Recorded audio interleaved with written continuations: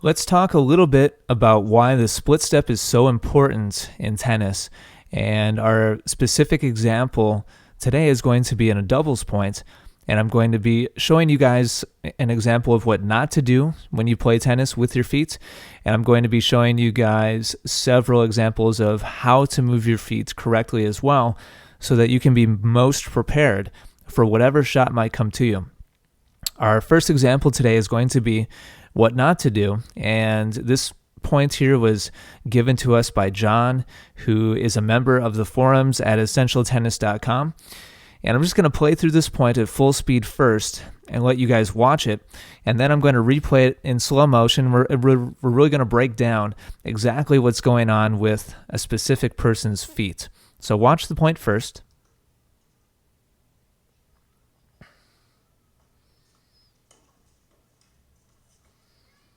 Okay, so we see a good return by the person closest to us, and John, who happens to be at the net, makes kind of a stab volley. This is not an easy volley. He gets his racket on it and ends up hitting a drop volley back over on the other side of the net. I don't know if this was intentional or not. It's very possible it wasn't intentional. I'm going to have to ask him. Didn't actually ask him that, but makes this a good stab volley. Just gets his racket on the ball and ends up hitting a winning shot. Now let's replay this. And the person we're going to focus on is the person in the red shirts on the left side of your guy's screen.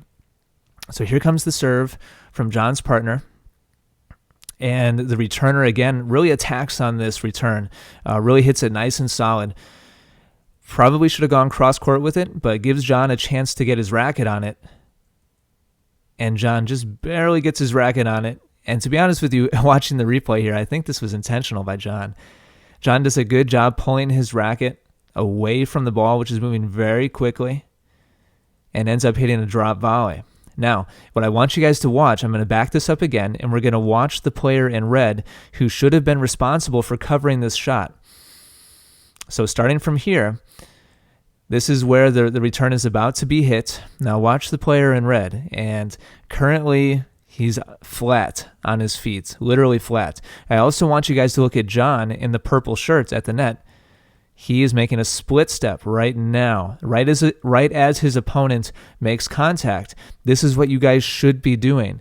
He's landing right now on the balls of his feet. He's already moving towards the ball. And we see the player in red here is taking one step, puts his foot down, and right now, as John is making contact with his drop volley, that player in red is literally flat-footed. Both his feet are flat on the court, and this is just an unathletic position. He's not ready to move towards wherever the ball might be going, and this is why he loses the points. If he did split step, had he put himself on the balls of his feet, and he was ready to move, whether it be up or back or right or left or whatever, he very likely would have gotten to this shot.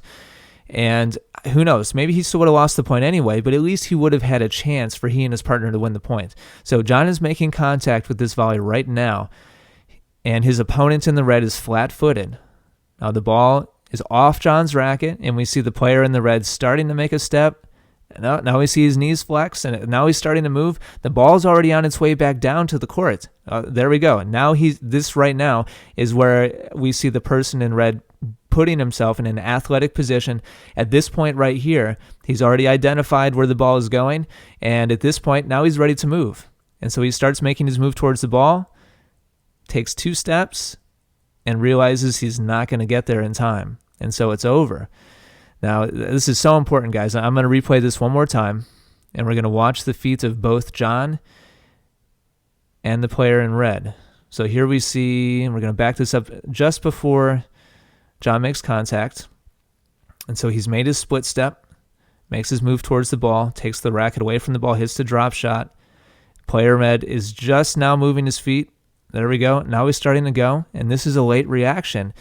And had he split stepped as John hit his drop volley, I can pretty much guarantee you that he would have at least gotten a racket on the ball.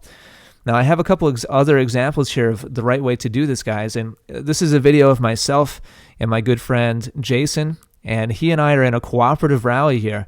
I'm at the net, and I'm going to be hitting some volleys back to Jason, and I'm aiming for that yellow cone on Jason's side of the court. So what I'm going to do here is go through frame by frame for a couple, and I'm already in a pretty wide stance here, but as Jason gets ready to hit his forehand ground stroke, I go up, I make a split step, and now this position right here is where you guys want to be. My knees are bent, my weight is leaning forwards a little bit, and I'm on the balls of my feet ready to move towards the ball. Now as I hit, look at Jason up on the top side of the court. He's making a split step. He just landed on the balls of his feet. Knees are bent, and then he starts to move. And he and I are going back and forth repeating this. This is not something we're thinking about.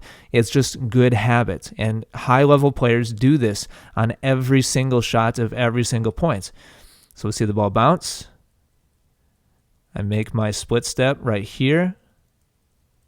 I'm a little bit late on that one, but I still get myself on the balls of my feet. I get myself prepared to move. Let's watch a couple of these in full speed as Jason and I hit back and forth, and just watch one of us and watch our feet. And we're making a split step on every single shot to prepare ourselves to move for the ball.